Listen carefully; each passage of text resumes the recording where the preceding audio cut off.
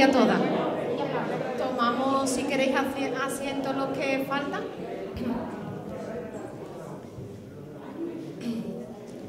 Buenas tardes a todos y a todas. Bienvenidos a la planta alta del Teatro Salvador Tábora.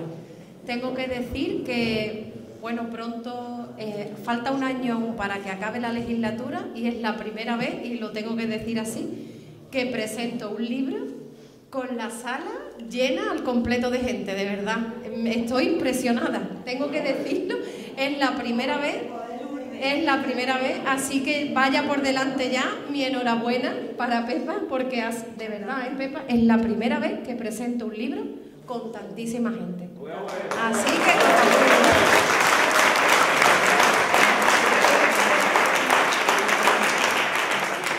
Bueno, pues otra anécdota más es que yo a Pepa no la conocía hasta el día de hoy, pero mi familia y la suya sí han estado unidas, bueno, desde que tengo uso de razón.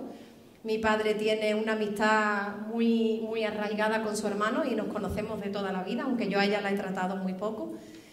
Y me hizo mucha ilusión presentar este libro porque mi familia también tenía una pensión en Matalascañas y sé lo que eso significa para una familia como la de ella, que es muy parecida a la mía, una pensión además que se lleva desde el cariño y al final prácticamente a la gente que acoges en esa pensión forman muchas veces parte de la propia familia, así que la verdad es que hoy me siento muy emocionada.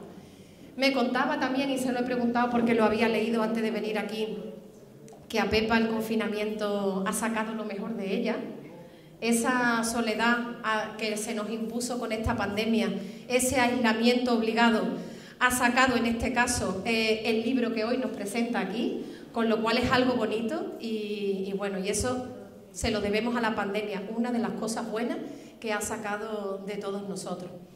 No me quiero extender mucho más, la verdad que insisto en la importancia que tiene que se presente un libro local de una persona de Almonte y que esta sala hoy esté llena de gente, así que de verdad mi enhorabuena. Nada, pues que disfruten y que compren muchos libros, que eso es muy importante también, Pepa. Pues nada.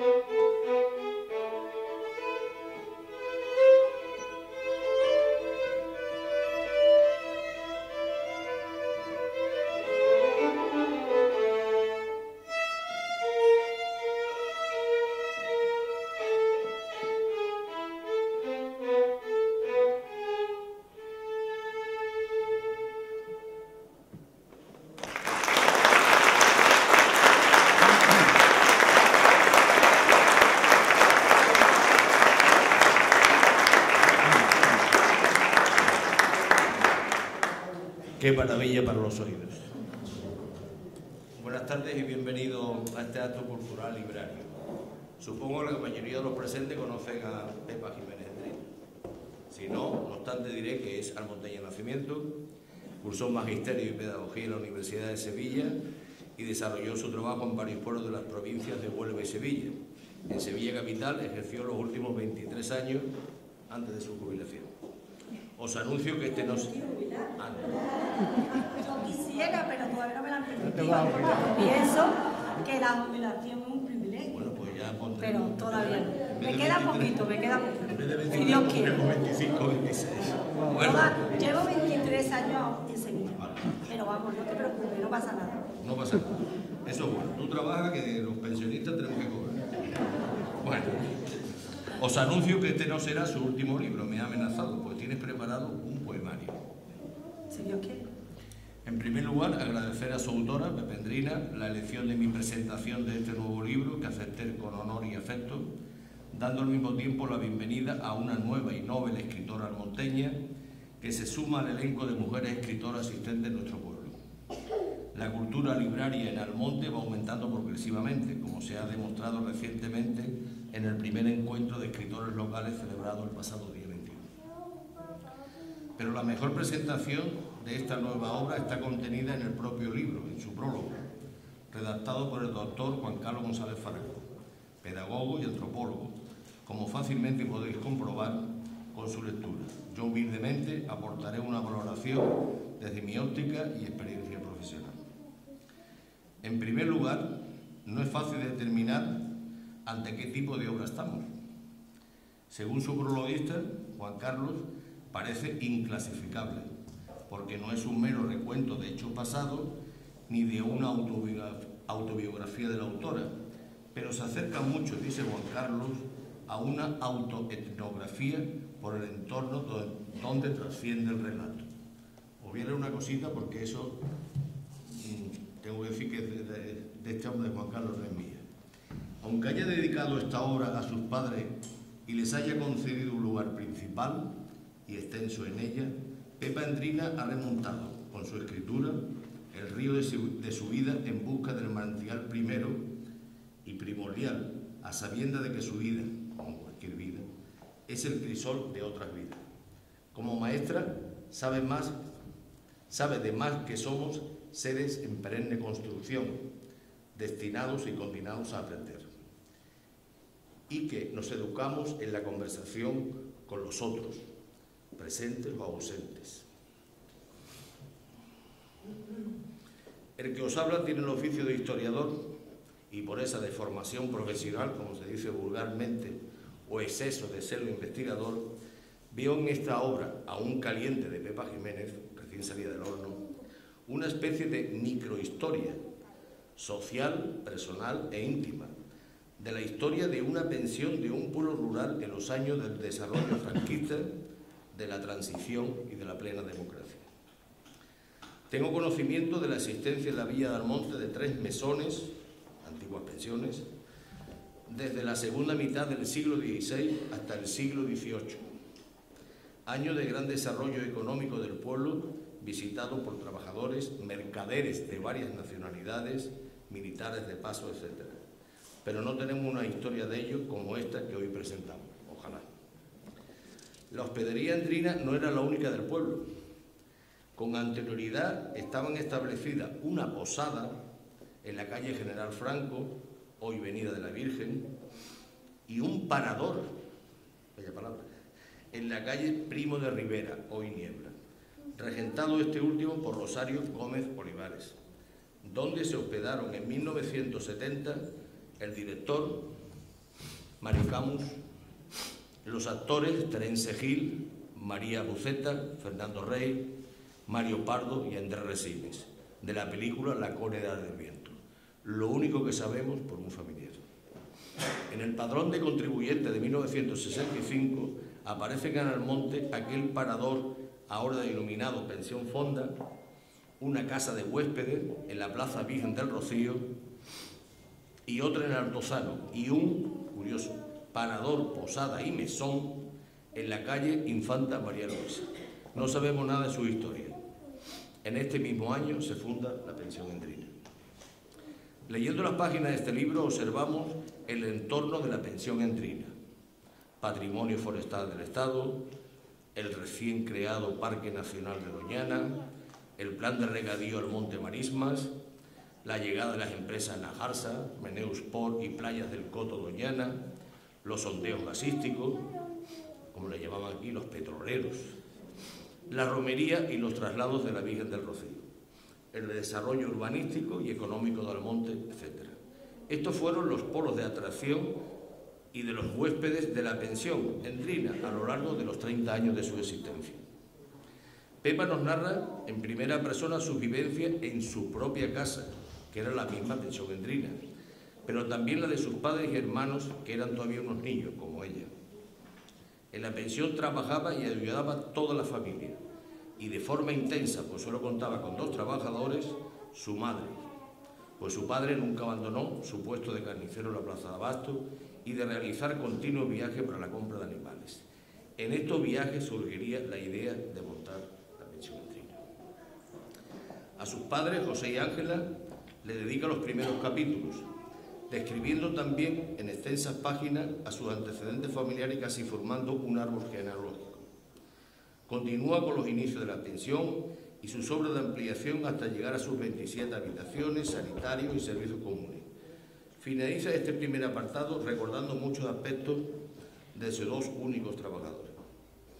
La parte central del libro lo conforma la descripción personalizada y pormenorizada de una muestra de huéspedes, las relaciones con la familia y la impronta personal que les dejaron, en un alarde de memoria inaudito. En un hotel de nuestros días no existen relaciones personales entre los huéspedes, ni entre estos y el personal del hotel. Todo lo contrario ocurre en las pensiones. En la Pensión Endrina, todos, incluida la familia propietaria, acuden a diario al comedor, charlaban amistosamente en el patio, no existía salón para las horas de ocio, incluso eran frecuentes la asistencia a estas tertulias de vecinos. Algunos almonteños hicieron nueva hija con él.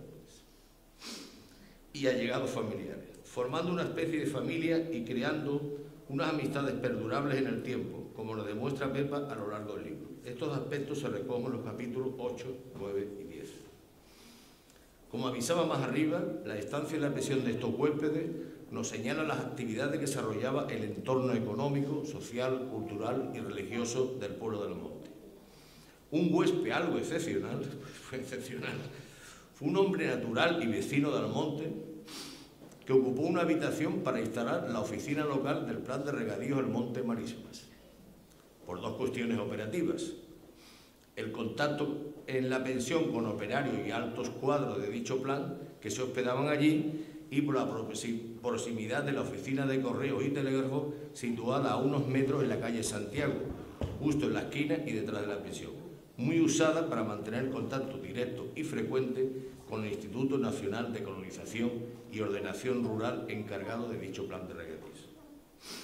Hay varios ejemplos de larga estancia de huéspedes en la pensión, cuando lo normal era de unos pocos días.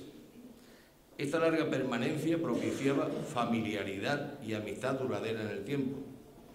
El que más, 12 años, fue un encargado de la Empresa Nacional de Celulosas, un secretario salmantino del Ayuntamiento de Almonte varios años, don Ciro, famoso don Ciro, que muchos lo hemos conocido y sufrido.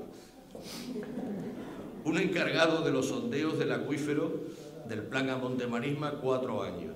Una chica joven, la primera que digamos, las primeras mujeres que quiero que se queden allí, sevillana, encargada de la tienda Galerías Damas, en la calle Bobola, el Corte Inglés de Almonte, como nos describe Pepa.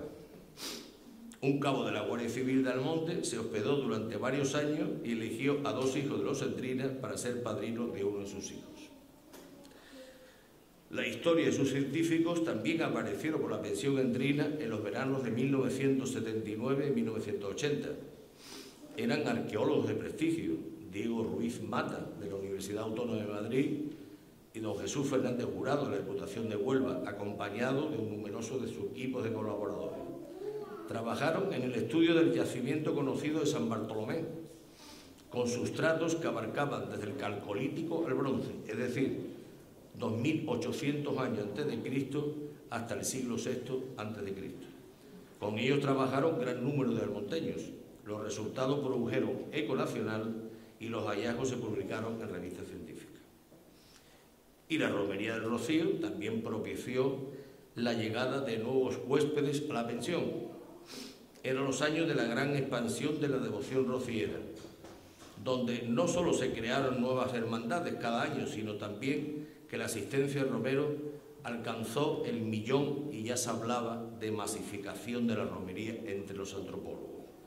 Pero también esta afamada romería despertó el interés nacional. Voy a dar algunos datos para que veáis la velocidad del crecimiento casi aritmético. En 1956 asisten 30.000 romeros, hay 30 hermandades.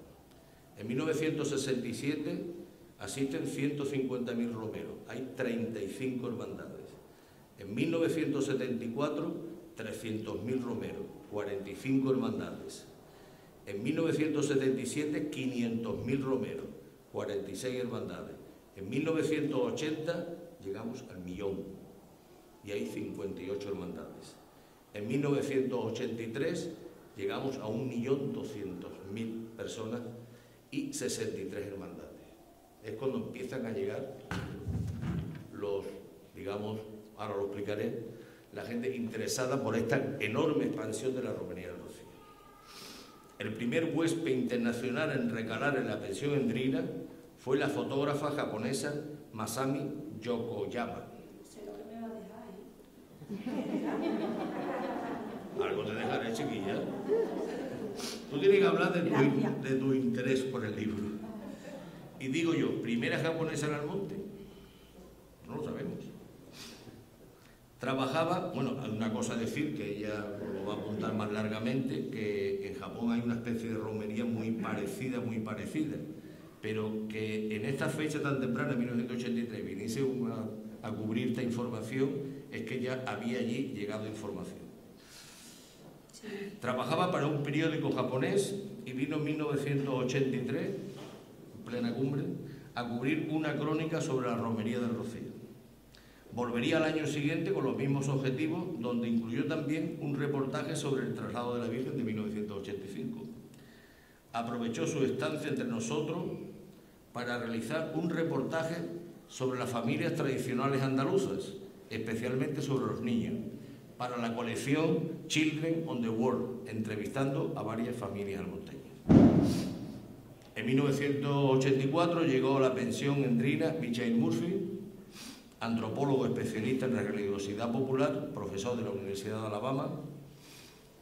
Se quedó en España hasta 1986, volviendo al monte intermitentemente hasta hace nada y menos. Vino a estudiar las señas identitarias de la devoción rociera, acompañado, curioso, de uno de los primeros y enormes ordenadores de aquellos años, que era un mamotreto. ¿El primero que conocieron los almonteños? Yo creo que sí. Llegaron más y hay más anécdotas, pero le dejo algo al futuro lector. El libro culmina con un espléndido anécdota fotográfico que yo creo que nos va a poner de todos los personajes, o casi todos, y anécdotas que se describen en el libro. Creo que con este avance del contenido de este nuevo libro invita a su lectura. Quiero felicitar a su autora, que aunque novel en esta faena, ha adiestrado muy bien esta obra de una humilde pensión familiar, pero cosmopolita, que le ayudó a ella y a su hermano a descubrir otra gente, otros mundos, imposibilidad negada a otra familia del mundo. Gracias, Pepe, por tu contribución a la historia del monte. Mi celo histórico no cesa. Gracias por vuestra atención.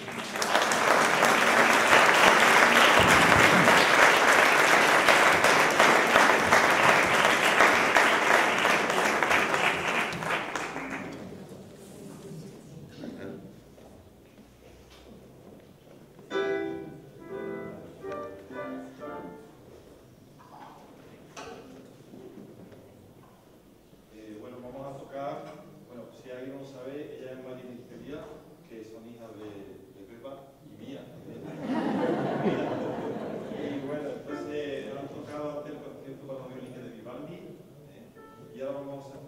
recopilación de cuatro sevillanas, son muy bonitas, que pertenecen ya a toda nuestra memoria, música de nosotros. Ahí lo creo.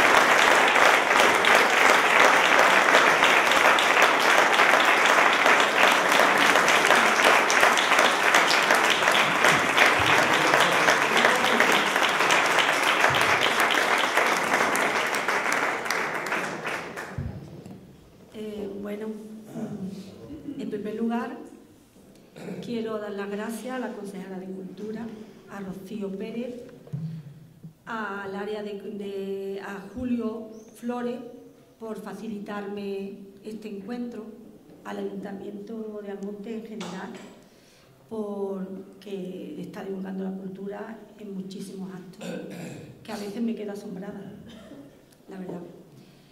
Y, por supuesto, felicitar a Domingo Muñoz por su generosa presentación y a todos vosotros por acompañarme en este evento tan especial para mí.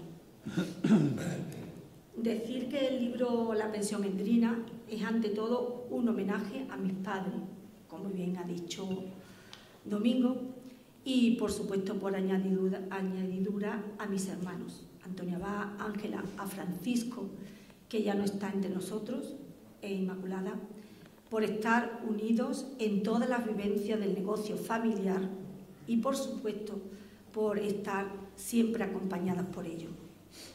Además, he querido en este relato hacer un canto a la vida, a no olvidarnos de dónde venimos y valorar el camino que hemos recorrido. Todo nos enseña siempre algo positivo, y eso es lo que yo he hecho con este libro. Decir que, por supuesto, he recogido una pequeña parte de lo ocurrido en la pensión, porque ha sido muchísimos años, y estoy segura que muchos de los que estáis aquí, que habéis ido a mi casa, a la pensión, podríais contar otras muchas anécdotas que no quedan recogidas, pero he tenido que elegir y esta ha sido mi historia. La idea de escribir sobre la pensión ha estado siempre en mi mente durante muchísimo tiempo, pero porque por muchas razones. Siempre he pensado la suerte que he tenido conociendo a personas diferentes de tantas culturas, idiomas, saberes, lo mucho que me ayudaron a crecer, lo mucho que valoraron nuestro entorno y enriquecieron con sus investigaciones y conocimientos. Muchos de esas personas valoraron lo nuestro incluso antes de que nosotros supiéramos el valor que tenían. Y eso es lo que yo veía en ellos. Durante la difícil situación del primer confinamiento de la COVID-19, en abril de 2020, volví a retomar el tema de la pensión, del escribir sobre la pensión. Nunca había tenido tanto tiempo para mí. La vida llevábamos tan ajetreada que me era imposible sentarme un día tras otro y volver a trabajar al día siguiente, como si maestra de 9 a 2, por la tarde reunión, en fin. Entonces me era imposible entre la vida de la familia y el trabajo. Entonces, cuando nos paramos, por desgracia, no por muchas personas en una situación tan difícil, pues retomé la idea de la pensión, empecé a escribir y bendita idea que me tuvo entusiasmada y me ayudó a salir de la angustia y desesperación que vivíamos. En ese momento tuve a mis padres más presentes que nunca.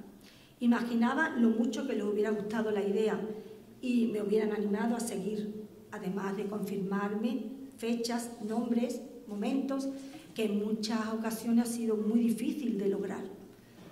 Por lo tanto, pido disculpas por si he metido la pata o que he metido algún error que no ha sido mi intención. El libro de la pensión endrina se podría dividir en 2 partes, aunque no está dividida en 2 partes, sino en capítulos. Uno es la historia familiar y otra es la de los huéspedes, pero en realidad negocio. Después, con la vida familiar, concreto de mis padres y la nuestra, ha estado muy unida. Os voy a comenzar un poco a contar la vida familiar. Lo primero que hago en el libro es hablar de mi padre, la familia de mi padre. Hablo de mis abuelos Antonio Abad y Concepción.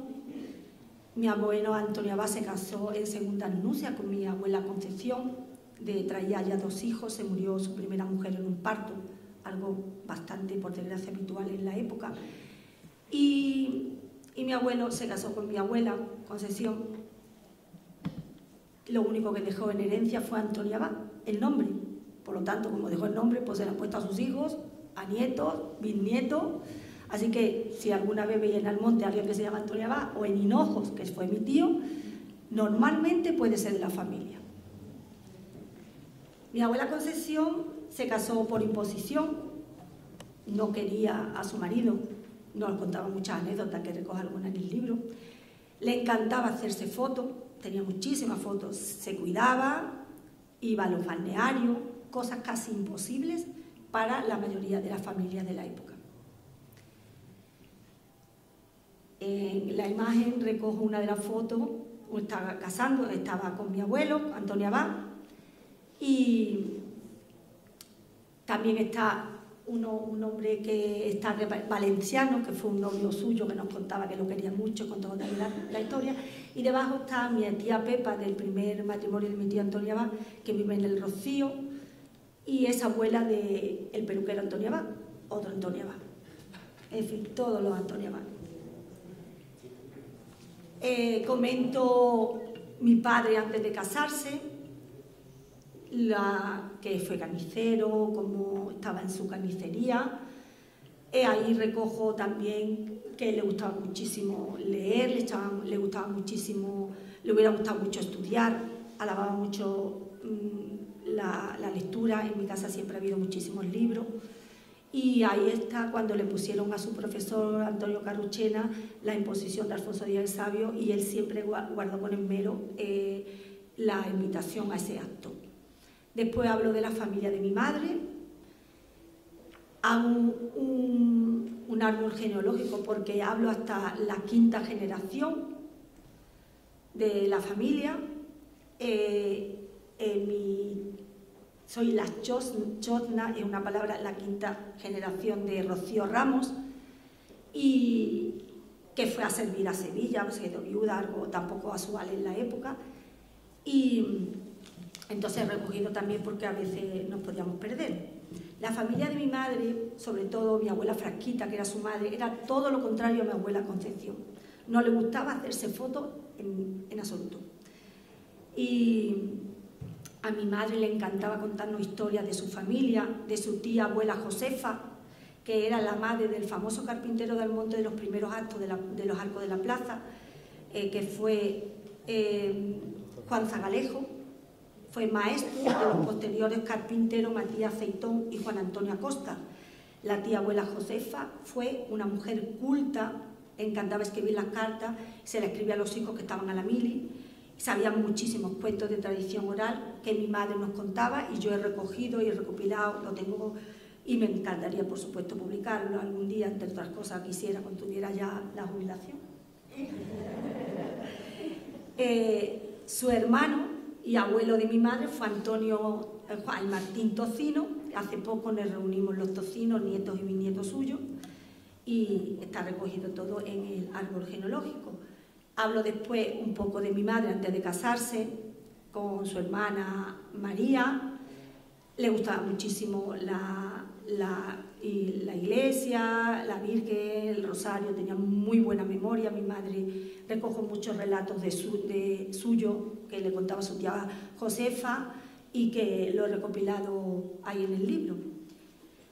Después mis padres formaron su propia familia, la suya propia, y fue cuando abrieron el negocio familiar. Mi padre fue carnicero, viajando como estaba, compraron la casa que actualmente vivimos. Tengo recogido también el libro, el contrato de compra-venta, cuánto costó. Y entonces mi padre un día llegó a mi casa, era la casa muy grande, había inquilinas que al comprarla estaban. En esa esquina había una zapatería, Marcos Zapatero estaba como aprendiz en esa zapatería que inicialmente había. Y entonces mi padre llegó un día y le dijo a mi madre que, Ángela, yo tengo que tener un negocio que yo no vaya a buscar fuera, que me vengan a mi casa. Y mi madre dice, ¿qué negocio, José? Dice, pues una pensión. Mi madre con todo lo que llevaba se echó a llorar sin saber lo que le estaba cayendo encima, por supuesto. Entonces, la pensión estuvo en activo 30 años, en un tiempo muy diferente al actual, donde no había móviles ni internet. Los huéspedes llegaban, la mayoría sin reserva, para una sola noche. No ocurrió así con un grupo de personas que se quedaron el tiempo suficiente como para formar parte de la familia Jiménez Cendrina. Recojo un poco cómo fue creciendo la familia, igual que la pensión, de hasta enfermar 5 hermanos con nuestros padres y que éramos familia numerosa, como normalmente ocurría en esa época. La pensión pasó de 2 habitaciones iniciales a 5 y después a 13, hasta posteriormente terminar en 27 habitaciones con capacidad para 50 personas, con habitaciones individuales, dobles, triples y cuádruples. Al principio no solamente había las habitaciones lavabo y después, pues, y los baños estaban en el pasillo. Cuando se amplió a 27 habitaciones, pues ya algunas habitaciones, como algo excepcional, pues tenían los baños dentro, pasando la expansión a ser la categoría de hostal de 1 estrella, aunque siempre le hemos dicho pensión, porque nos gustaba más. El patio de la pensión ha sido, ahora vuelvo para aquí, cuando se formó 27 habitaciones, esa fue la fachada de la pensión, ahí está el cartel del hostal 1 estrella y los planos que estaban en la pensión. El patio de la pensión ha sido el encuentro entre los huéspedes y nuestra familia. Nosotros nos reuníamos allí, era nuestro patio y también el de los huéspedes, y allí hacíamos cumpleaños, infinidad de fotos.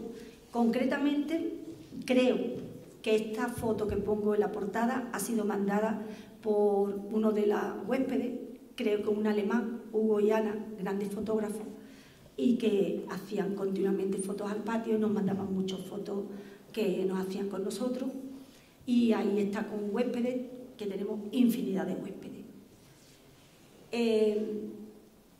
Infinidad de fotos de la pensión. Quiero recordar a 2 grandes personas que estuvieron con nosotros, que fueron nuestros, en realidad, trabajadores, como bien ha dicho Domingo, que fue Antonio Tonija, nuestro cocinero y casi abuelo, uno más de nuestra familia, cuenta ahí su historia, bastante peculiar también, y María Riquel, María Papeles, que ha venido aquí con nosotros, a la que fue nuestra tata.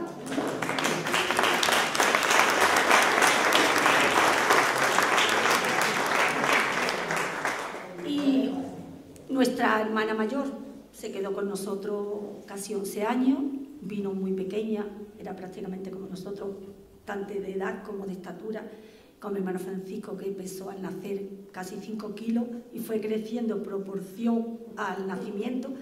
Pues a veces se le caía porque no podía con él. Y la tenemos que agradecer mucho, tanto que la echamos siempre de menos, porque cuando se marchó todas sus tareas nos lo dio mi madre a los Jiménez Endrina, sobre todo a las niñas, haciendo cama hasta el sueño. En fin. Después, María es una de las abuelas almonteñas que llevan los enseres de la Virgen, y en el libro cuento también su historia. Y fue mi madre la que le metió, que en aquel entonces no era como ahora, ya se ha puesto como tradición familiar, sino que se podía meter con promesa o alguien que tú querías, y ella pues fue mi madre la introdujo en las abuelas, hoy conocida como abuela almonteña. También lo cuento en el libro. Y después empiezo a hablar de los huéspedes, de muchos conocidos de la pensión, otros no. Entre ellos pues está Pepi Dama, bueno, Antonio Herrero, encargado de la empresa Cefasa, posterior Celulosa, se quedó hospedado más de una década, 12 años con nosotros. Entonces vino con 24 años y yo tenía 8 cuando se fue, yo ya estaba en la universidad. Entonces era como nuestro, si no hermano mayor, era nuestro tío. Nos cuidaba, mi madre tenía una confianza con él, que si nos íbamos le dejaba la llave. Antonio, que va a venir un huésped, quédate en que... Y ya le dejaba la llave, vamos, que un cariño de la familia, ¿no? Entre ellos también pues estuvo alojada Pepi Dama, fue el mirlo blanco de la pensión, fue una chica que vino, abrió la tienda en la calle Bobola, bajo el piso de doña Antoñita, y fue nuestro primero Corte Inglés con varios dependientes de secciones uniformados. Salía y entraba con sus amigos Luis Faraco, Jerónimo Millán, Basulto, Alfonso Rodá, Petri Blanco, Inmaculada Gavira, Inmaculada Gavira encontró novio en la pensión, que venía mucho con ella. El cabo Rafael está ahí, mi hermano Francisco con 10 años y yo con 15 fuimos padrinos de bautizo de su hijo pequeño, estando él en la pensión. El cura le dijo que mi hermano Francisco no podía ser padrino de bautismo porque era muy pequeño. Y le dijo, pues si no sé el padrino, mi hijo no se bautiza. Así que vamos por aquel entonces y fuimos su padrino, su compadre. También cuento la anécdota que ya él se marchó, no vimos a su hijo durante casi 20 años y nos vino a buscar. Después de 20 años y la pensión cerrada, nos reencontramos. Por desgracia, mi hermano Francisco ya no estaba entre nosotros. Cuando yo conocí de nuevo, retomé la amistad con mi ahijado. El cabo Rafael, somos compadres de mi hermano Francisco y yo. También estuvo don Ciro, el secretario del ayuntamiento, ha sido el primer y único secretario del ayuntamiento por oposición. Como dice Domingo, era un hombre con mucho carácter, venía muy agrio cuando venía del ayuntamiento, pero cuando venía nosotros lo conocimos en plan familia, entonces era totalmente diferente. En el patio nos reencontrábamos, hablábamos, charlábamos y entonces, bueno, y todo eso con él, cosa que fue en raras personas conocido ese trato personal con don Ciro, que yo siempre le llamaba don Ciro. Están los arqueólogos de San Bartolomé. El primer lugar donde se quedaron fue en la pensión durante 2 veranos y hasta que posteriormente se hospedaron en la actualmente Centro de Atención a la Mujer y Casa de la Cultura, en la calle Luis Benjumea, cedida por aquel entonces el alcalde Juan Antonio Castellano, que en los escritos le dan las gracias porque le facilitó mucho la labor del yacimiento.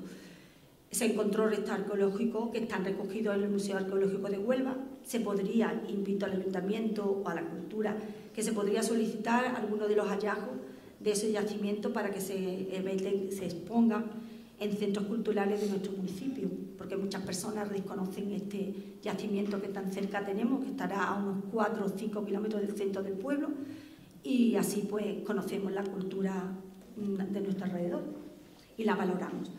También estuvo el rockero Silvio, que vino a tocar a la Feria del Monte, a la caseta La Roquera, hizo mucha amistad con el grupo rockero por aquel entonces que había Alistogi, jóvenes que, por cierto, quieren retomar nuestra música. Nosotros éramos sus admiradoras, éramos sus admiradoras. Tengo ahí una de las entradas de la caseta roquera cedida por Juan Pedro Castellano y se lo he puesto en el libro que me la ha cedido él, y a que también después le doy las gracias. Entonces la historia de Silvio el roquero es muy curiosa y interesante, es otro de los huéspedes inolvidables que recojo. También está la fotógrafa japonesa Masami, con sus fotos sobre la romería del Rocío, el traslado. En esos años había en Japón mucho entusiasmo por la cultura española, en especial por la andaluza. Y a las fotografías de la romería se sumó la realización de fotos y notas de campo para la colección Chicos del Mundo. Está ahí la portada, dedicado a España, no a Andalucía, está dedicado el capítulo a España, cuya familia típica fue una de Almonte, la familia Antonia Pitito. Mi madre la llevó a la calle Tejá, por aquel entonces actual Cervantes, y la generosidad de la familia Pitito le permitió realizarlo y se centró en su hija Felisa. Es un cuadernillo que está en inglés. No sé si algún maestro bilingüe podría traducirlo para el deleite de los almonteños, que lo tuviéramos recogido en la biblioteca de Almonte. Fotos del traslado de la Virgen en Almonte, de Lope de Vega, está Felisa en la clase con doña Mercedes, muchas personas de Almonte, que es un libro maravilloso, que desconocemos, muchas de los almonteños y almonteñas desconocen su existencia. Así que invito que si se pudiera tener y traducir. Habla de Almonte, un pueblo de por aquel entonces 10.000 habitantes, con casas y calles blancas, donde el sol refleja su hermosura, en fin, una cosa, la verdad, muy bonita para tener. Eso es otra de las personas inolvidables. También recojo a Michael Murphy y César Graña, son antropólogos americanos, que con sus investigaciones han engrandecido nuestro entorno, nuestro pueblo. Michael Murphy ha realizado muchos artículos sobre la romería junto a nuestro querido Juan Carlos González, mi prologuista, al que le doy muchísimas gracias y al que es un prólogo precioso y lleno de sabiduría, por supuesto, como es él. También está la inglesa Carolina, muy unida a la familia Juan Tocino y sobre todo a su hija María. Las dos hicieron el primer programa de almonteños en Londres de Doñana Televisión. Fue una almonteña de convicción, amó al monte y nuestras raíces como una más de nosotros. También recojo a otra rociera, Pura Ramírez, de La Palma, infinidad de maestros, los primeros trabajadores del Plan Almonte Marisma, entre ellos el almonteño Francisco Javier González, hijo de Pepe Llorente, como encargado de las actividades y que estuvo en la pensión como oficina, no se quedaba, pero lo tuvo como única vez, una oficina, para relacionarse los trabajadores con lo que le iban diciendo. Él vino al monte por oposición, era muy joven, pero vino por oposición y después ya se marchó y dejó la oficina.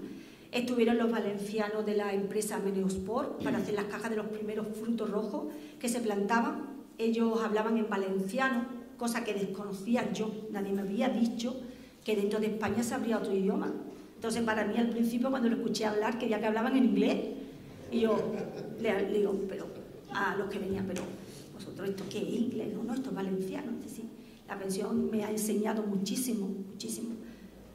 Desde una inglesa que tuvo un accidente, lo cuento con otro de los huéspedes, Diego Navarro, porque le dejó el coche y se fue a la izquierda cuando llegó a casa. ¿Qué se ha ido a la izquierda? Y yo decía, pero por Dios, ¿qué significará eso? ¿Que se ha ido a la izquierda? Y dice, es que es su forma de conducir. Que yo no lo sabía, digo, total, que muchísimos saberes, ¿no? Los trabajadores de la empresa Luis Ram para hacer la nueva actual ermita del Rocío, policías del tráfico para la romería. Al principio venían 12 parejas con unas impresionantes motos que los niños ni veíamos y no dejamos de mirar y cuidar. Imposible actualmente. Y después se pasó al plan Romero, imposible de ubicar conforme, como ha dicho Domingo, se fue creciendo en proporción tanto hermandades como romeros, ¿no? Los primeros policías estuvieron en la pensión. También estuvieron los jefes de los niños saharauis, que llegaban los veranos a quedarse con familias del pueblo, cuadrillas de los toreros para las corridas de toros, no los toreros se quedaban en casas de almonteños que le dejaban para que se vistieran. También cuento la historia de un almonteño, Juan el Gorda, amigo de mi padre, y fue que mi padre le encontró pareja con un huésped que se fue sin pagar y dejó toda su ropa. Entonces, como necesitaba ropa, yo tengo la ropa, se le dejó la ropa del huésped para que encontrara la novia. Y sobre todo señalo a Marisa López Jiménez,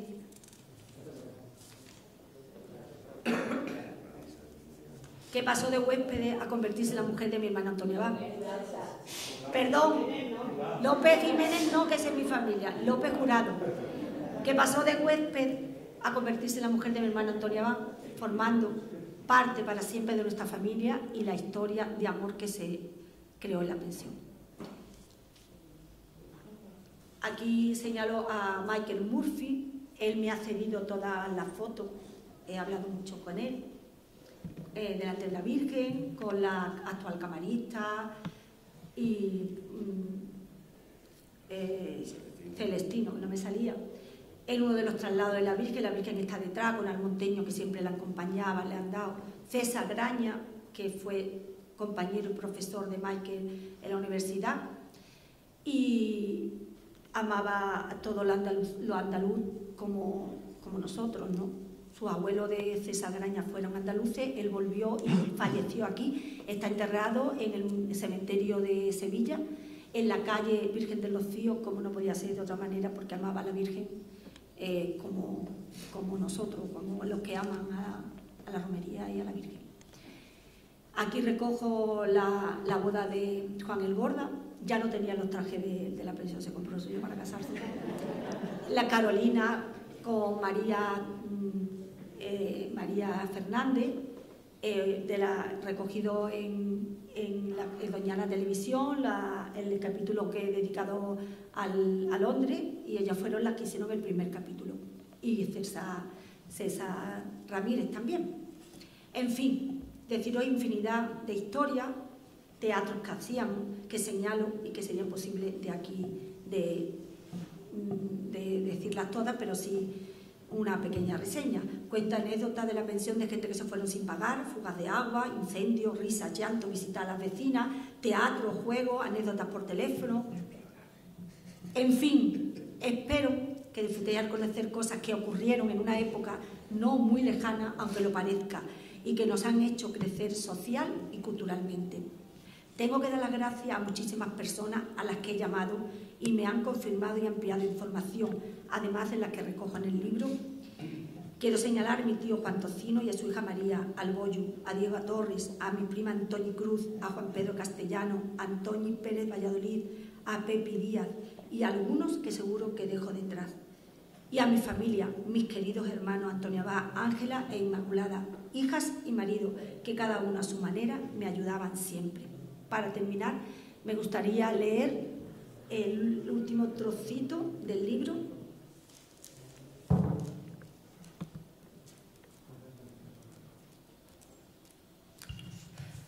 El capítulo El fin de la pensión. Mucha gente pensará por qué ninguno de sus hijos quisieron quedarse con un negocio tan próspero.